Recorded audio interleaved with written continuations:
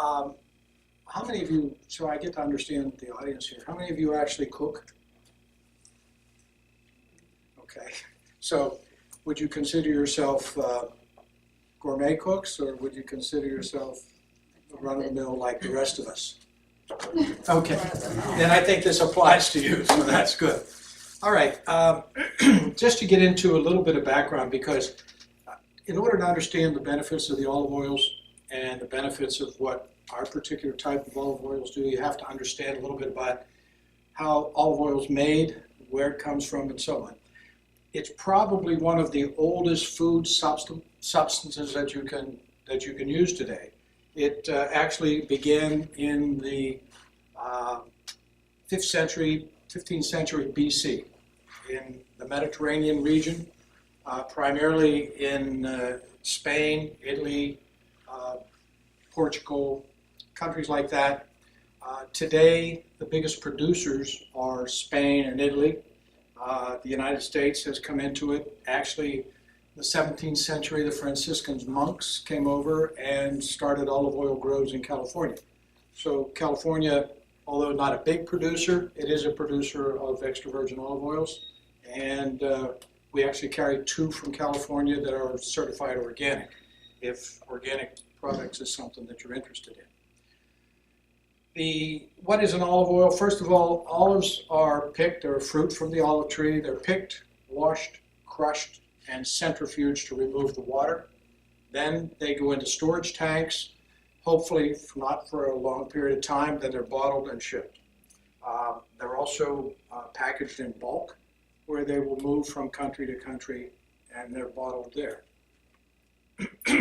Olive oils come basically 3 descriptions. You have olive oil, which is a mixture of, let's say, olive oils and refined olive oils. I'll get into what refined is later.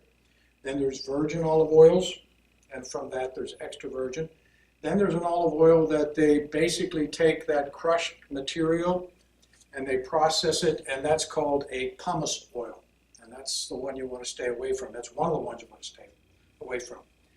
Olive oils, basically, extra virgin olive oils have to comply with some standards, and the standards are established by the International Olive Oil Council, the Australian Olive Oil Council, and the California Olive Oil Council. They basically have established standards that are chemical, or let's say that you can test, and pretty much the same from one evaluator to another because they're chemical tests. Secondly, they go through a sensory test of smelling and tasting. So in order to be classified as an extra virgin olive oil, it has to meet those chemical standards and those sensory standards. The sensory standards are established, and to pass, the olive oil must pass sensory standards. So you say, well, that's kind of, how do you do that? Well, the International Council has to approve you as a sensory evaluator so that you know how to sense an olive oil quality from the smell as well as the taste. So it's not just anybody that they use in these panels to certify extra virgin. So in terms of the types of olive oils, we have the extra virgin, the virgin not fit for human consumption, and refined.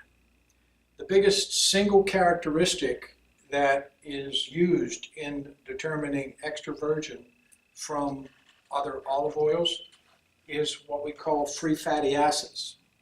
The free fatty acids, unlike fatty acids, free fatty acids are harmful. As a matter of fact, the free fatty acids are the ones that will contribute to insulin resistance, which means that in order to be a good quality extra virgin olive oil, you want something with a low free fatty acid. The standard is 0.8 or less. In order to be a virgin olive oil, it's less than 2. So there's a big difference between extra virgin and virgin in terms of free fatty acids. Regular olive oil, less than 1. Refined, oddly enough, is 0.3, which is the lowest, but not necessarily the best. In the process of refining, one of the things that is reduced is the polyphenols, and I'll talk about polyphenols later. When you look in the grocery store and you find olive oils, you also will see things labeled pure and light. They can be anything and not necessarily fall into what we'll call a good category. They are really marketing terms that are used to get you to buy that oil. So that's not something that you really want, pure and light, okay? The extra virgin olive oils, of course, are the most expensive and the best. First of all, in order to be considered extra virgin, the olives that are used have to have no physical defects. Physical defects, there are things like overripeness, insect infested, because a lot of the olives fall to the ground and basically they're picked and they're processed. It has to be cold pressed, which means that the temperature can't be any more than 85 degrees Fahrenheit. A lot of people come into our store, for example, and they read a book or they heard something, and the first words out of their mouth is your extra virgin olive oil cold pressed? Well, of course it is. It has to be in order to be called extra virgin.